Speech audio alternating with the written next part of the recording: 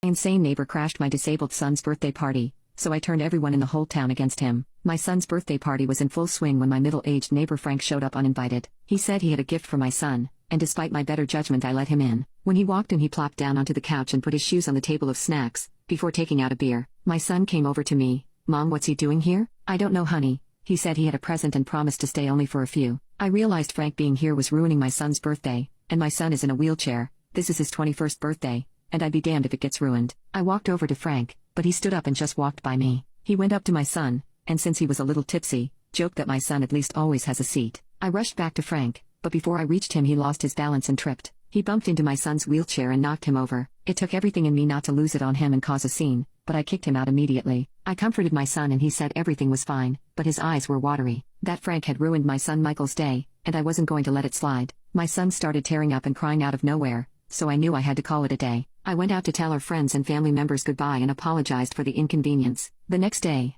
I was still burning with rage and plotted what I was going to do to Frank. I decided to go ahead and do some grocery shopping to ease my nerves, and that's when I saw him. It was Frank. He was in the dairy aisle as I was trying to get some cheese. I walked past him, and he noticed me giving him the nastiest look. Frank returned a smirk. This made me even more angry. He tried to make conversation with me. "Morning, you look like you could use a drink. Lighten up a bit," he mocked. My blood boiled just from the sound of his voice, but I chose to remain quiet. What I had in store for him would do the talking for me. I wasn't going to give him the satisfaction of a reaction. Frank would never see it coming. That night as Michael slept, I sat in the living room plotting. As I was trying to get my plan together, I found myself struggling to focus. I heard loud country music playing outside. I opened my blinds to see the house next to me lit up on the inside. It was the source of the music, Frank's house. Right then I felt the light bulb flicker on in my head. My first move would be simple. I reported Frank's loud music and barking dog to the homeowners association. It wasn't much, but it was a start. Frank received a warning and was told to keep his dog inside during the night, and though it didn't seem to faze him at first, I noticed that he began to pay more attention when I was around. But Frank wasn't one to take things lying down. A few days after the warning, I woke up to find Frank's trash can dumped on my driveway. The garbage was strewn around as if he was trying to send a message. I was ticked off as I found spoiled milk and sludge that looked like it could have been a corn casserole once, but I cleaned up the mess the best I could. The grass was still covered with questionable liquids, and the stink that it brought made my eyes water. I knew that he wouldn't let up, so I decided to up the ante. Since he wanted to throw his trash all over my yard, I'd start talking trash about him. I talked to multiple people about Frank being a troublemaker, and I subtly slipped the idea into conversations with my neighbors. I told them about the birthday party and stressed how Frank had shown up uninvited and proceeded to ruin the entire party with his jokes about Michael's wheelchair. I told them how he killed the mood of the whole party by literally knocking Michael out of his wheelchair, and when I saw the concerned looks on my other neighbors' faces, I felt really satisfied inside. I tried to hide my facial expressions and continued in the sad story. I then casually brought up the trash can situation, and that's when one mentioned that they smelled it from across the street and they wondered who I ticked off to do such a thing. I could see the uneasiness growing on their faces as I revealed it was Frank. The more I talked,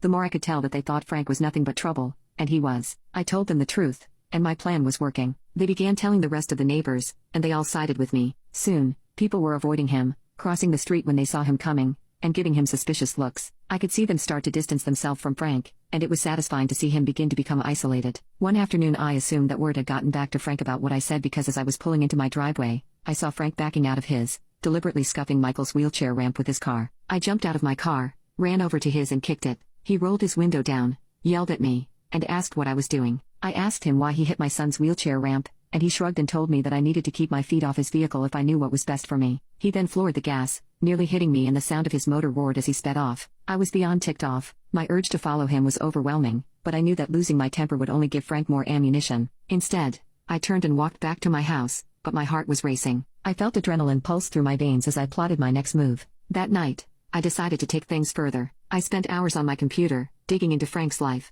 It didn't take long before I found a few social media profiles that seemed to match his age and location. One of the profiles listed a company name. It was a local construction firm where Frank apparently worked. Bingo. I clicked through and gathered as much information as I could. The company's website had a section with a list of employees and their contact information. I couldn't believe my luck when I saw Frank's name listed under the project manager's section, along with a work email address. I drafted a few anonymous emails using realistic-looking burner email accounts that I quickly created. The messages were worded carefully, just vague enough to sound like they could be from a concerned coworker or client.